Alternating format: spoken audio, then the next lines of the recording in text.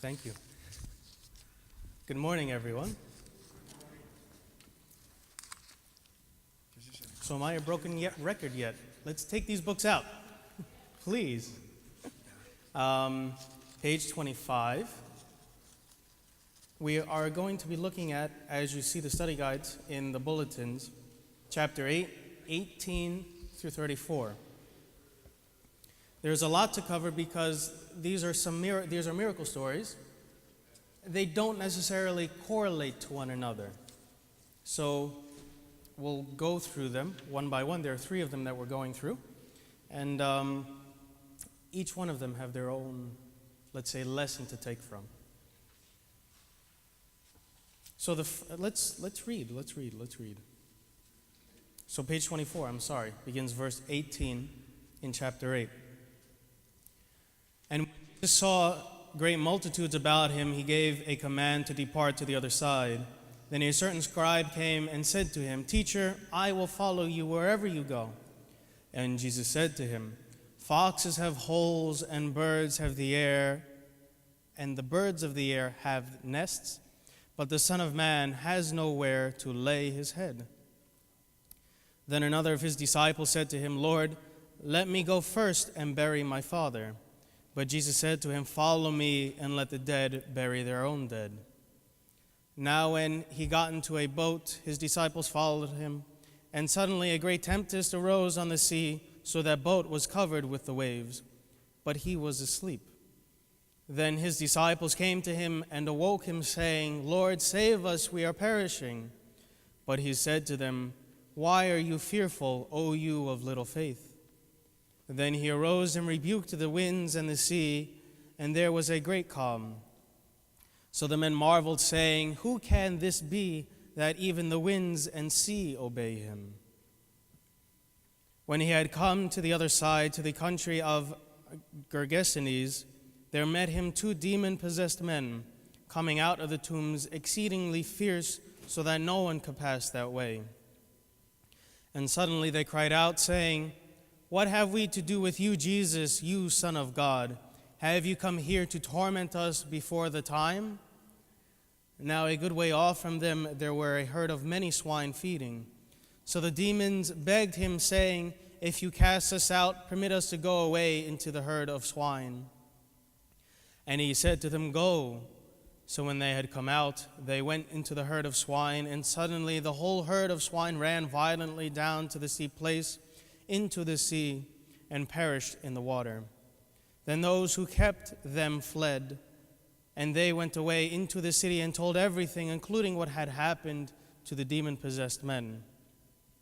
And behold, the whole city came out to meet Jesus, and when they saw him, they begged him to depart from their region.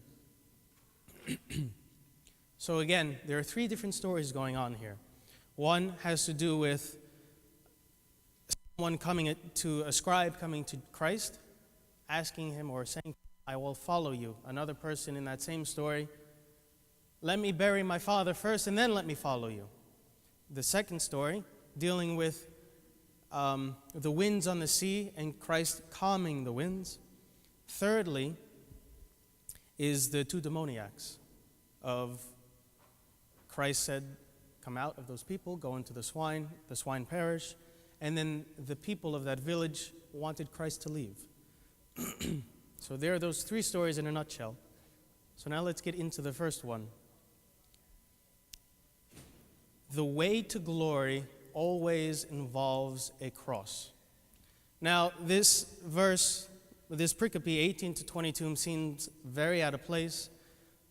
But if we look at this passage, Matthew puts this passage amongst many other miracle stories. We see a scribe who wished to follow Christ. He gave Christ the highest title of honor that he knew, calling him teacher. Now, imagine this, a scribe calling a Jew teacher. That means something. Scribe is one of the people who is very affluent and knows many things, yet he's calling Christ a teacher.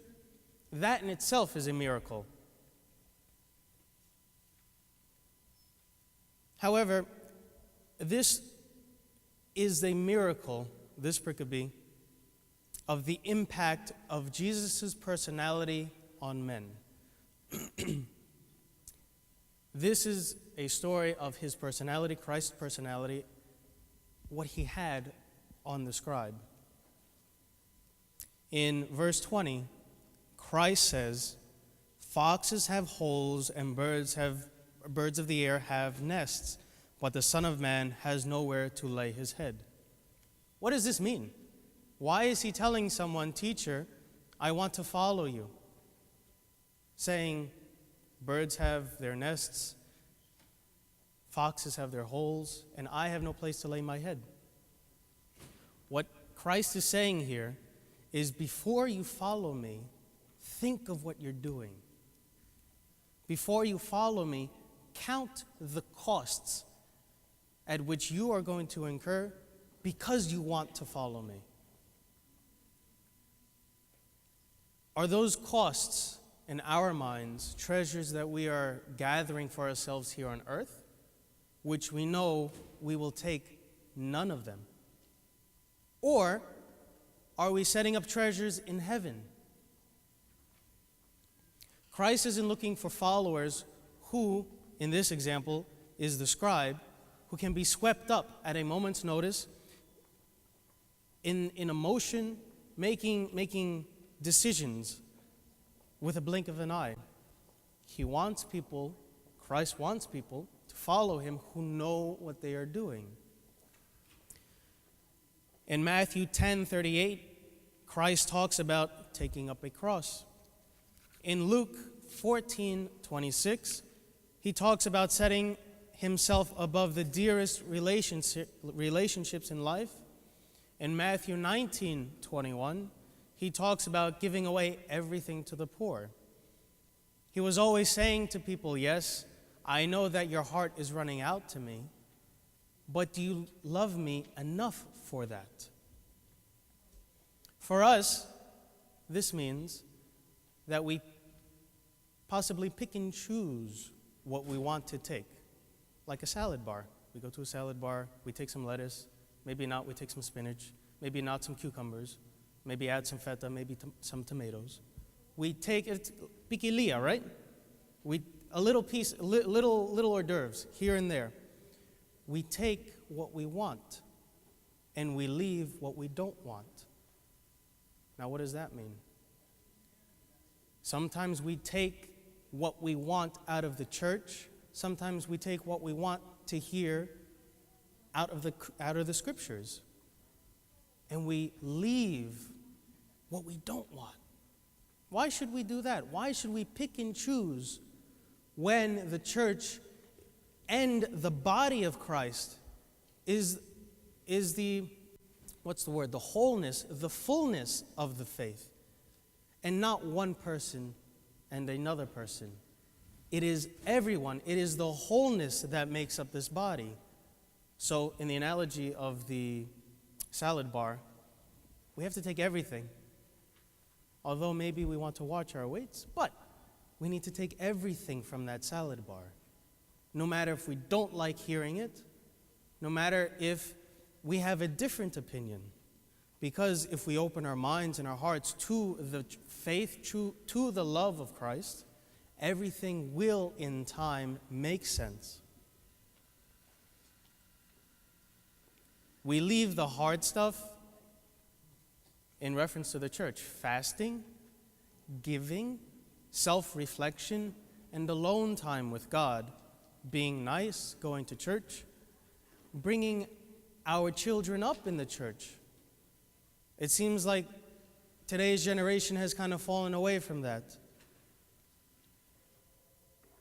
They have other priorities in place of the church, in which some of you grew up with the church being the center of your universe, of your life and the universe. Yet nowadays we bring them to dance and not bring them to the fullness, not even bringing them to the Eucharistic assembly, which we all participate. The way to the glory of Christ's kingdom always involves a cross. So what do I mean by that? That's my theme for this first pericope. The cross is heavy, the cross is burdensome, but the cross is joyful and that which will bring us to his kingdom. Therefore, we have to not take some and leave the rest. We have to take it and carry it upon ourselves, as the cross does. So now the second pericope, a storm calmed. Let the dead bury their own dead. What does that mean? It seems like a very harsh saying, huh? Christ is telling someone, leave the dead, they'll take care of themselves, but follow me. The use of this phrase we have to understand in, again, the context of the Jewish mindset.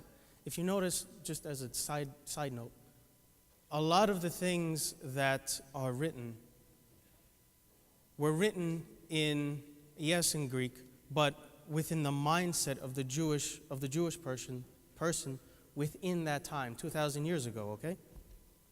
So this phrase means something else. It doesn't mean we disrespect our past loved ones and leave them where they lie.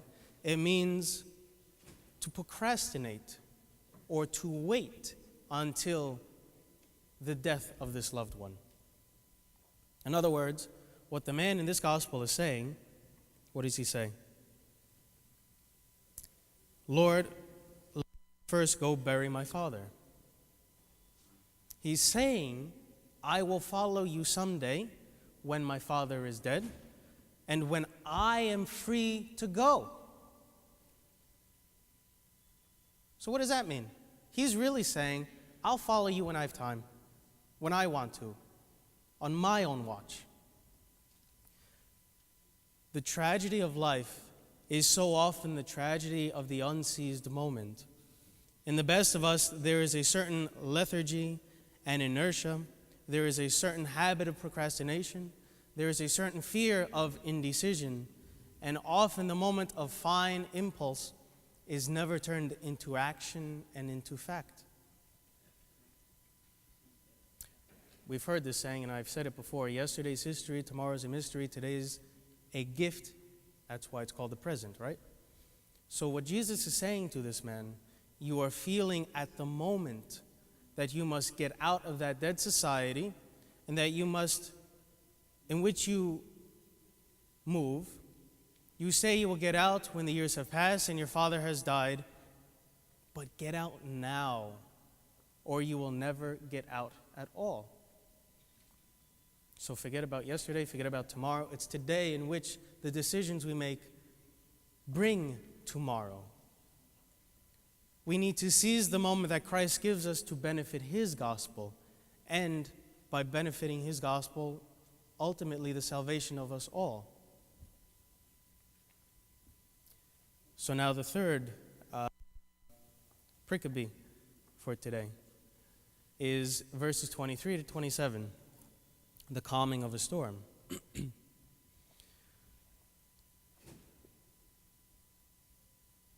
What good does Christ calming a storm 2,000 years ago do for us today?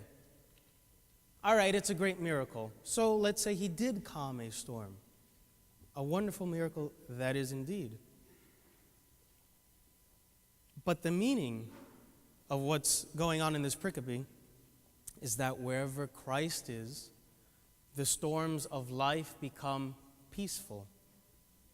It means that in the presence of Christ, the most terrible tempest turns into peace. So now let's go to verse 28 to 34. And that is God having authority over demons.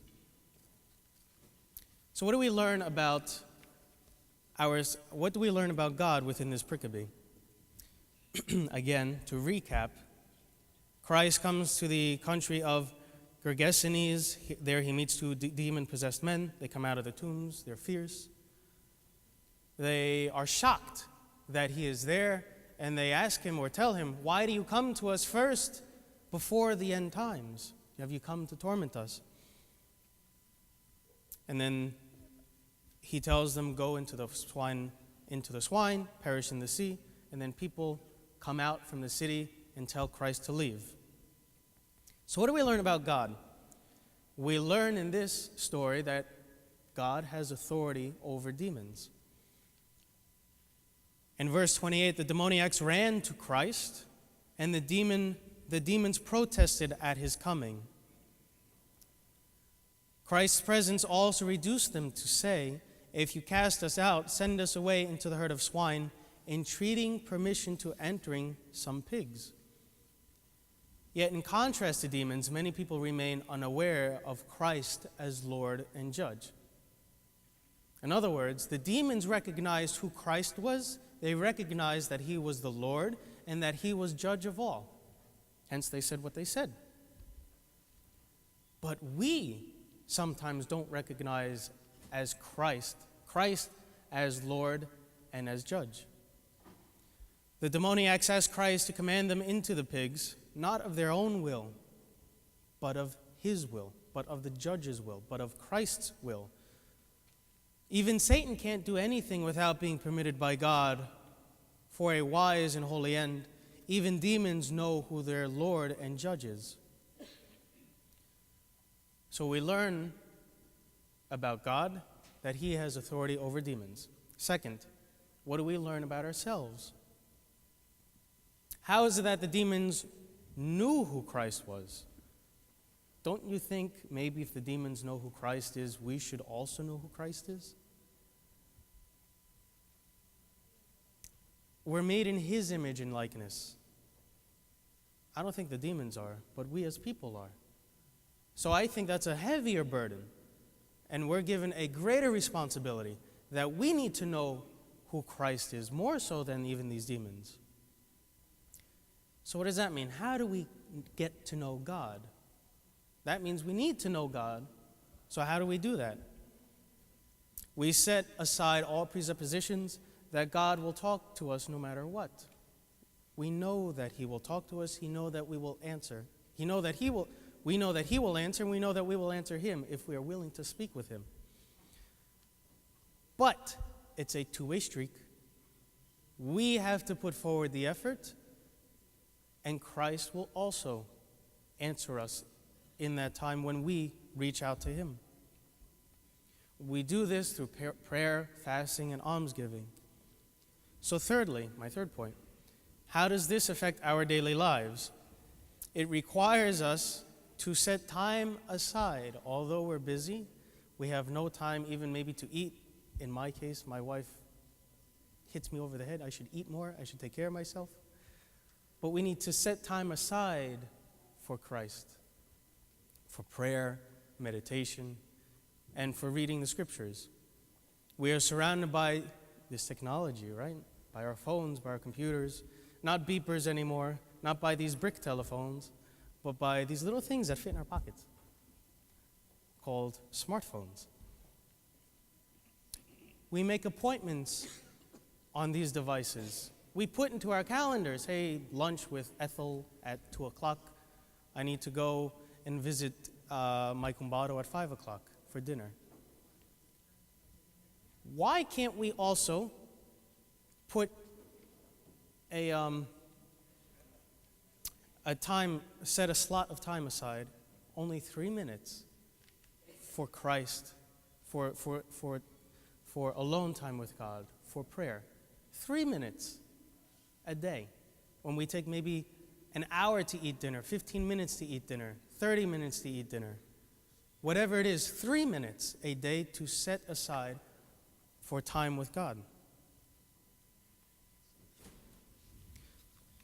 Have I run over? What time is it? I don't have a watch today. Can anyone tell me what time it is? Huh? 20 after? So I guess I should sum up, huh? All right. So, as I said, we have 3 different stories going on here today. The first, the way to glory always involves a cross, Matthew 20. Foxes have holes and birds have the air have their nests, but man has nowhere to lay his rest, to lay his head. Are we ready to follow Christ? Do we understand what it means to follow Christ? There's always a cross. Secondly, Let the dead bury their own dead. Live in the present, not in the past. Remember the past, but live in the present. Today is where we make tomorrow a reality. And thirdly, we know about God, his power over demons. We know for ourselves that we need to set time aside to talk with him. And this affects our lives because it causes us to change. Putting 3 minutes aside in your calendar a day causes a change in your life. You may not like it. You may want to go back to the salad bar and only choose tomatoes, but not olives. But we need to also choose these olives. You have a choice, pitted or unpitted olives. You can set 3 minutes aside, 5 minutes aside. And that's what we learn about ourselves and the way we can use our lives effectively for our salvation and for the salvation of everyone. Thank you.